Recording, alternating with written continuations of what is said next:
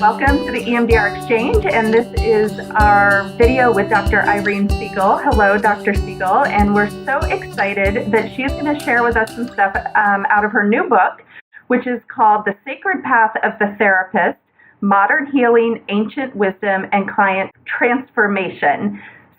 So, Irene, I hope that you are going to tell us about kind of what all that means and how we, as EMDR therapists, we can use this. And also, for those of you who don't know Dr. Siegel, she's an EMDR consultant, as well as does a lot of IMDRIA-approved trainings all over the country, right? That you do some really great stuff all over that people can sign up for and get their IMDRIA credits. So we can link to some of those as well so people can see where you're going to hear more. But I would love it if you would just kind of dive in and tell us a little bit about what this book is all about and how you think it can help us be better EMDR therapists. Sure. Well, this book came out of my own personal experience as an EMDR therapist. And I want to just start by saying, prior to doing the EMDR training, which was in 1996, I had already been a therapist for quite a long time. And I also had been a meditation teacher for a long time. So just to give you a little bit about my own background, I started as a social worker. I was a social work supervisor at a major psychiatric hospital here on Long Island in New York. And at the same time, I was drawn to working in South America, in Peru, with Peruvian shamans in the mountains and the jungles. And it seemed like such different worlds, and how do these worlds converge? And I started teaching about shamanism. A shaman is basically a healer. I started teaching meditation in 1986. I continue to teach it. I have a group that I teach on Monday nights that's been going without a stop since 1986. Wow. So it's a very powerful group. Yes.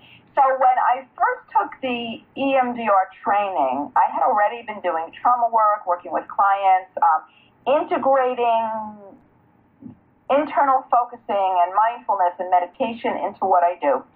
And then I took the training. And I came back from the training, and I was working with a client who had a early childhood trauma. And I said to her, let me try EMDR with what we're working on. I had just taken the training. And actually, when I do bilateral stimulation, I often like to use headphones with the bilateral CDs that go from ear to ear. So this way my clients can choose to close their eyes if they would like to. And that's what I tried with her. So we targeted the early scene. Her negative belief was, I'm not lovable, because she felt her parents didn't love me. They were neglectful. Mm-hmm. And I'm sitting there in silence with her as she's processing. And because I'm a meditator, I was able to sink deep within myself and start to just feel what's happening in the shared energy field, because I had been trained in that way. And since then, there's been a lot of talk about the energy field, a lot of research on the energy field. Back then, it wasn't talked about all that much. And I started to just feel a lot of energy running through my own body. And then there came a point where I stopped her and I said, tell me what's coming up for you. And she was wide-eyed, and she said, oh my God. She said, I just realized God loves me. And if God loves me, I must be lovable. Now, that example actually is in my book because it was an awakening for me, not just for her. And I said to myself silently, oh my God, what just happened in here? Yeah. So I started to realize over the years that it was my own intuitive process that was influencing what was happening within the field. And then I decided to go back to school for my PhD at the Institute of Transpersonal Psychology, which is now Sophia University out in California. And I decided to research this. I wanted to research what happens in the shared field when therapist and client come together and we bring mindfulness and resonance into the field. So my book talks about mindful awareness. It talks about resonance in terms of spiritual connection. And the book takes therapists, if they're reading it, through a process where they can really learn how to work with internal resourcing using a transpersonal approach, learn how to track the field, and transpersonal mirroring, where the client learns to do the same, and extraordinary experiences happen. So what I learned about transpersonal psychology, because I think people need to understand this, is that in conventional psychology, we're used to working on a continuum from maladaptive behavior and emotions to adaptive functioning. And that's what EMDR does. It's a brain-based therapy that takes us from the maladaptive functioning and reprocesses trauma so we can work from a place of adaptive functioning in our world. And it's an amazing, that in and of itself is amazing. Mm-hmm. In a transpersonal approach, it's a wider continuum in terms of what's considered healing. So we go from maladaptive functioning to adaptive functioning to real awakening. And in a transpersonal model, that can include spiritual experiences, peak experiences, exceptional human experiences, exceptional genius. You know, spiritual philosophies are brought into that model. So over the years, there's more and more written about transpersonal psychology and transpersonal development. But what I did in my own study is I researched Western science, psychology, and then I brought in spirituality, and I looked at the commonalities of these different paths and how they're starting to come together. So there's actually been quite a bit of research done on what happens in the shared field in terms of mindful awareness and in terms of resonance.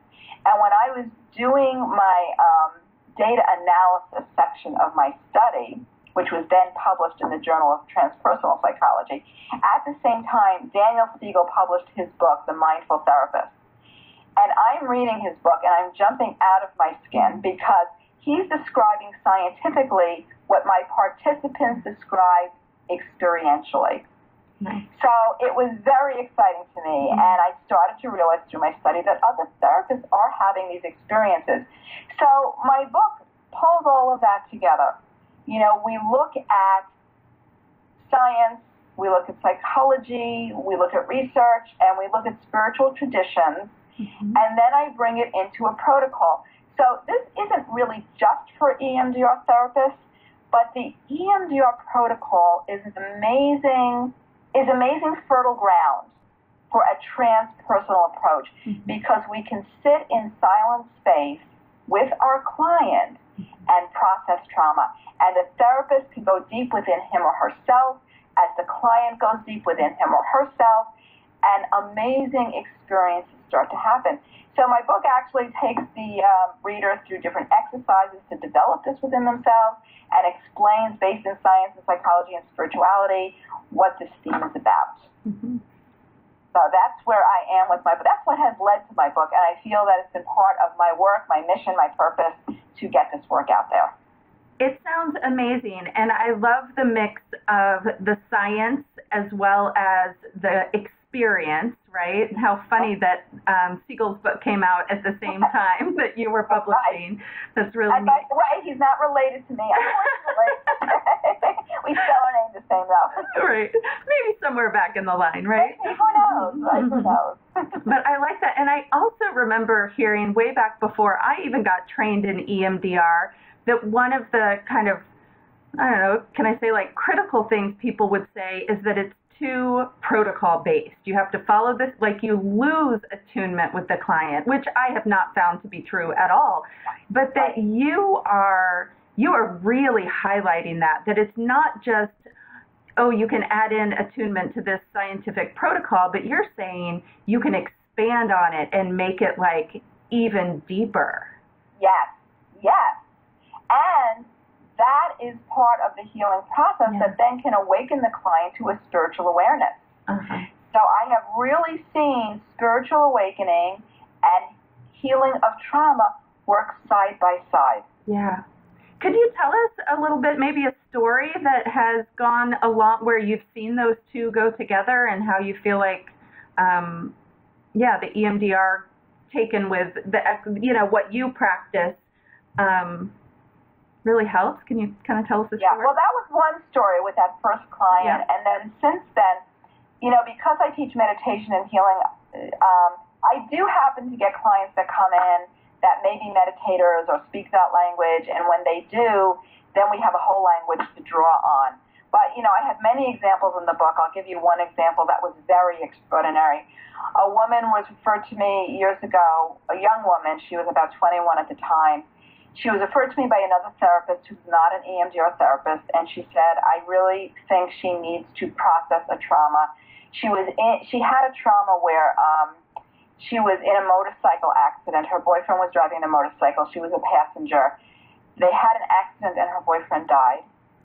She woke up in a hospital and she didn't have use of her arm. And so when she came in, she was very depressed. The therapist that was seeing her before could not pull her out of the depression. And so we targeted that scene of waking up in the hospital, and she says she doesn't know how she knew it, but she knew her boyfriend died. Nobody told her, but she just knew. Mm-hmm. And she was very independent in her family. People would come to her if they needed help. Now she couldn't be independent, and she was judging herself negatively. Mm-hmm. People were visiting her, and she said, oh my God, I'm like lying here, so dependent on everybody else. Mm-hmm. So she was very stressed about that. And so we started doing the EMDR protocol. I started taking her through the EMDR protocol. She had a lot of strengths. She had a lot of strengths to draw on to begin with. And so when we started the protocol, initially we targeted that scene in the hospital. She realized that, she felt weak, she felt helpless, she felt like she had to be dependent on everyone else. And her SUDS level was really high, it was like a 10. And we started to silently process. And I start to focus internally.